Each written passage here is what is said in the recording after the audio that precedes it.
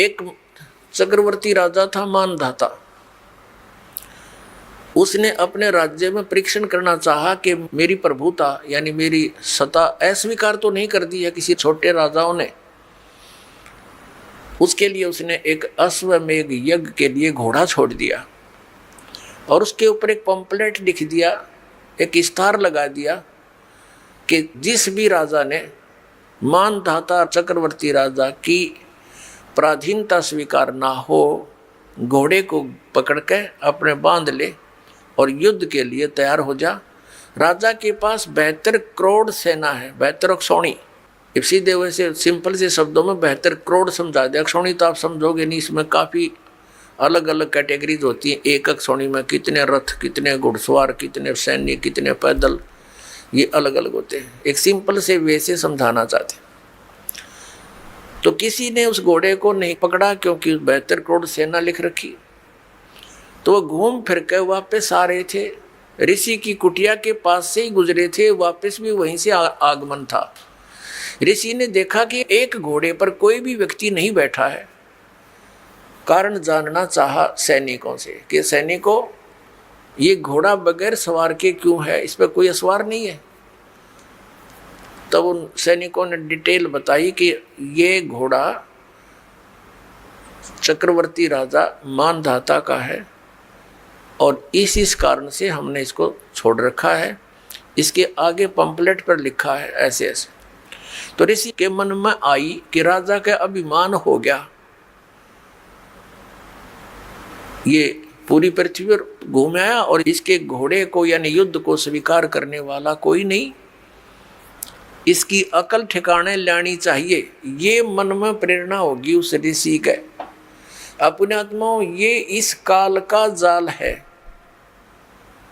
जो गीता ज्ञान बोल रहा है। ये काल है, ब्रह्मा विष्णु महेश का ये पिता है।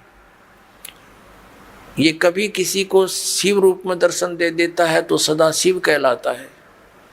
इसी को ये अनजान लोग परम ब्रह्म बोलते हैं। ये क्या करता है, जैसे उस ऋषि ने वेदों अनुसार साधना की, ब्रह्म की, ओम नाम ब्रह्म का जाप है, तो उससे इसमें सिद्धियां आ गई। परमात्मा प्राप्ति हो ही नहीं सकती, इसने स्पष्ट कर रखा है। तो इसके हाथ में रिमोट है। वहां ऋषि में प्रेरणा कर दी काल ने कि इसकी अकल ठिकाने लानी चाहिए, इसमें अभिमान घना हो गया। तो ऋषि ने कहा सैनिकों से कि सैनिकों, भाई मैंने तुम्हारे राजा का युद्ध स्वीकार कर लिया। अब सैनिक कहने लगे, रे कंगाल, तेरे दाने खाने को नहीं और तू युद्ध करेगा मानधाता चक्रवर्ती राजा के साथ। तेरी क्यों सामत आई है, अपनी रट ले राम और कोई दिन सांस लेने तने। अब वो कहने लगा ऋषि के, भाई मेरे भाग में ऐसा ही लिखा है और मैंने ये युद्ध स्वीकार कर लिया।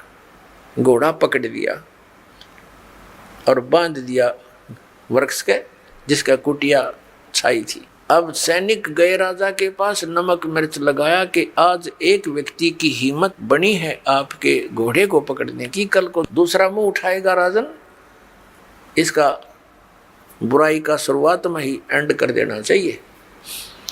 तो राजा ने भेज दी अपनी 72 अक्षौणी सेना की, 72 करोड़ सेना की 4 विभाग कर दिए, 4 टुकड़ी बना दी। प्रथम टुकड़ी भेज दी एक चुनक ऋषि को मारने के लिए। उधर से ऋषि ने जो सारे जीवन में डले डोए थे, ओम नाम का जाप और हठियो किया था, ब्रह्म साधना की थी, उससे उसने अपनी सिद्धियों से 4 पुतली बना दी। पुतली संत भाषा में पुतली और अंग्रेजी भाषा में एटम बम। वचन की जो शक्ति है, इन परमाणु परमाणु का इसका आगे कोई अस्तित्व नहीं है। परमाणु बम वगैरह कोई भी, तो यह अध्यात्म शक्ति बहुत प्रबल है। तो 4 एटम बम बना दिए, एक पुतली छोड़ दी और उसने बहुत रूप धारण कर लिए और मानधाता चक्रवर्ती के 18 करोड़ सेना का कत्लेआम कर दिया। राजा ने दूसरी टुकड़ी भेज दी, ऋषि ने दूसरी एटम बम छोड़ दिया। कहने का भाव यह है कि उस मानधाता चक्रवर्ती राजा की 72 करोड़ सेना का नाश कर दिया उस चुनक ऋषि ने, उस ज्ञानी आत्मा ने। अपने आत्मा।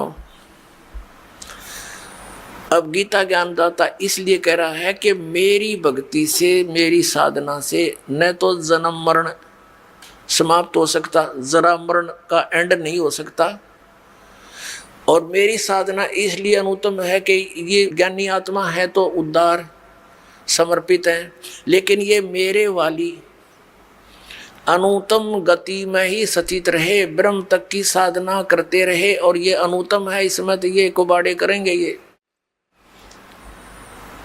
और मोक्ष हो नहीं सकता, जरा मरण समाप्त हो नहीं सकता। क्योंकि गीता ज्ञानदाता स्वयं कहता है 4थे अध्याय के 5 और 9 श्लोक में, दूसरे अध्याय के 12वें श्लोक में और 10वें अध्याय के दूसरे श्लोक में कि अर्जुन तेरे और मेरे बहुत जन्म हो चुके, तू नहीं जानता मैं जानता हूँ। और ये ना समझ कि ये राजा लोग पहले ना थे, तू ना था या मैं नहीं था, और आगे भी होंगे। और 10वें अध्याय के दूसरे श्लोक में स्पष्ट कर दिया कि मेरी उत्पत्ति को ये ऋषि और देवता नहीं जानते, क्योंकि ये मुझसे उत्पन्न हुए। ये ब्रह्मा विष्णु महेश इस काल के पुत्र हैं, और पुत्र पिता की डेट ऑफ बर्थ को कैसे जान सकते? वो तो दादाजी बतावे। तो दादाजी यानी सबके परम पिता परमेश्वर परमअक्षर ब्रह्म ने स्वयं आकर के बताया है वो ज्ञान, वो सच्चिदानंद घन ब्रह्म की वाणी है, वो कबीर वाणी है। तो इस प्रकार गीता ज्ञानदाता 7वें अध्याय के 18वें श्लोक में अपनी गति को अनुत्तम कहता है, और इसीलिए 18वें अध्याय के 62वें श्लोक में और 66वें श्लोक में और 15वें अध्याय के 1 से लेकर 4 में तत्वदर्शी संत की पहचान बता करके स्पष्ट कर दिया है कि जो इस उल्टे लटके हुए संसार रूपी वृक्ष के सभी विभागों को बता दे कि जड़ कौन परमात्मा है, तना कौन है, डार कौन है, और ये शाखा कौन है। स वेदवित, वो है वेद के तात्पर्य को जानने वाला, वो तत्वदर्शी संत है। तो परमेश्वर स्वयं आते हैं अपने ऋग्वेद मंडल नंबर 9 और सूक्त नंबर 86 के मंत्र 26 और 27 में, ऋग्वेद मंडल नंबर 9 सूक्त 82 के 1, 2, 3 में, ऋग्वेद मंडल नंबर 9 सूक्त 20 मंत्र 1 में, ऋग्वेद मंडल नंबर 9 सूक्त 1 मंत्र 8, 9 में, ऋग्वेद मंडल नंबर 9 और सूक्त 96 यानी 96 के मंत्र 16 से लेकर 20 में, ऋग्वेद मंडल नंबर 9 सूक्त 94 यानी 94 के मंत्र 1 में आपको दिखाएंगे, और पहले भी बहुत बार दर्शन रूबरू कराया आपके। उनमें स्पष्ट किया है कि परमात्मा ऊपर सतलोक में रहता है, उस तीसरे मुक्ति धाम में ध्रुवलोक में तेजो में स्थान पर रहता है, और वहाँ राजा के समान, जैसे राजा अपने सिंहासन पर विराजमान होता मुकुट उकुट पहन के, ऐसे वो परमात्मा राजा के समान वहाँ देखा जाता है। नर आकार है, साकार है, मनुष्य दृश्य है, और वहाँ से गति करके आता है, वो अच्छी आत्माओं को मिलता है, उनको उपदेश देता है, तत्व ज्ञान समझाता है। तो वो तत्व ज्ञान जो परमात्मा स्वयं आकर अपने मुख कमल से बोलता है, वो सच्चिदानंद घन ब्रह्म की वाणी है, वो ब्रह्मणे मुखे है, जो गीता जी अध्याय नंबर 4 के श्लोक नंबर 32 में जिसके विषय में। तो वो परमेश्वर आकर ही अपने यथार्थ ज्ञान को स्वयं ही बताता है।